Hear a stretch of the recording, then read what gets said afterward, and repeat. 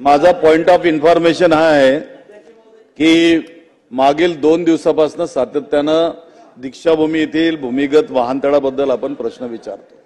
आता मला नागपूरवरून माहिती प्राप्त झाली की ज्या आंबेडकरी जनतेने, ज्या आंबेडकरी कार्यकर्त्यांनी, ज्या भीमसैनिकांनी त्या ठिकाणी ते स्वयंस्फूर्तीनं आंदोलन केलं होतं, खरं पाहिलं तर 5 जून पासून त्या ठिकाणी मातीचे मोठमोठे ढिगारे आणि सडाकी बघून लोकांच्या भावना दुखावल्या होत्या आणि त्या कुठतरी व्हॉट्सअपवर त्याचं आंदोलनाचं सुरू होतं।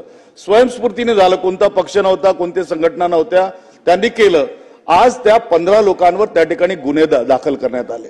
खरे पाहिलं तर पोलीस प्रशासनाची चूक आहे, त्यांच्या गुप्तचर संघटना काय, संस्था काय करत होत्या, तिथलं जिल्हा प्रशासन काय करत होतं इतके दिवस, त्यांना ती माहिती नव्हती का? राज्य शासनाने निधी दिलेला आहे, राज्य शासनाची एजन्सी त्या ठिकाणी डेव्हलपमेंटचं काम करत आहे, माननीय मुख्यमंत्र्यांनी भूमिपूजन केलं आणि कार्यकर्त्यांनी आपल्या भावना दुखावल्या म्हणून त्या ठिकाणी जर संताप व्यक्त केला असेल तर त्यांना गुन्हेगार समजूच कसे शकू आपण? ते गुन्हेगार ठरू शकत नाही। त्यामुळे अशा वेळेला ते गुन्हे मागे घेतले पाहिजेत आणि त्या ठिकाणी शांतता ठेवली पाहिजे, हे आपल्या वतीनं मी राज्य सरकारला मांडू इच्छितो।